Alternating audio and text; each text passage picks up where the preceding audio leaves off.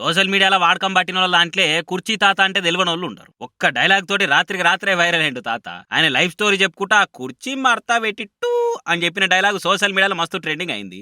ఎంతంటే మహేష్ బాబన్న సినిమాల సరస్వతి పుత్ర రామజోగయ్య శాస్త్రులు గారు తాత మాట్లాడిన బూతు మాటనే ప్రధాన సాహిత్యంగా ఓ పాటలు పెట్టుకునే తట్టయింది. ఇక సరస్వతి పుత్రులు గారు రాసిస్తే అమ్మ మంచిగా అన్నం పెడతాదని తమనన్న డీజే కార్తీక్ రసూల్పుర రేంజ్ లా దానికి సంగీతం డప్పులు కొట్టింది. ఇక గురూజీ అని అభిమానులంతా ముద్దుగా పిలుచుకునే త్రివిక్రముడు పరాక్రమము తోటి బూతు మాట పాటను సినిమాలో పెట్టుకున్నాడు. ఆయన రేంజ్ వేరు, ఆయన స్థానం వేరు అని అనిపించుకున్నాడు. మొత్తానికి అర్ధరాత్రి అందరి వన్నాక ఉదయించే సూర్యుని లెక్క లేచి హాలీవుడ్ సీన్లు చూసి నచ్చిన సినిమాలకు త్రివిక్రమైజేషన్ చేసి 2 చేతులు జోలు పెట్టుకొని తిరిగే గురుగారు ఆ కుర్చీ మడత పెట్టిట్టు అనే డైలాగును మహేష్ అన్న సినిమాలో పెట్టుకునేంత స్థాయికి తెలుగు సినిమా స్థాయిని పెంచిన ఘనకీర్తిని మూట కట్టుకున్నారు. ఏంది క్యాల్ తప్పి ఏది పడుతుంది మాట్లాడి ఎప్పుడు ఎట్లుంటాడో తెలియని రోడ్లెంబడి తిరుగుతున్నావో బిచ్చగాడు మాట్లాడిన బూతు మాటను సినిమాలో పెట్టుకున్నారా అని పరిశాన్ అయ్యారు. మరి ఇంతోటి సాహిత్య విలువలున్న డైలాగును సరస్వతి పుత్ర రామ్జో, అమ్మ మాట తమనన్న, మాటల మాంత్రికుడు త్రివిక్రముడు, సూపర్ స్టార్ మహేష్ అన్నలు వాళ్ళ సినిమాలో పెట్టుకున్నారా అంటే అది అలా సినిమాకే గర్వకారణం కదా. అందుకే తాత నోటి నుంచి జాలువారిన కుర్చీ మడత పెట్టిట్టు అనే అత్యున్నత డైలాగును పాటలు వాడుకున్నందుకు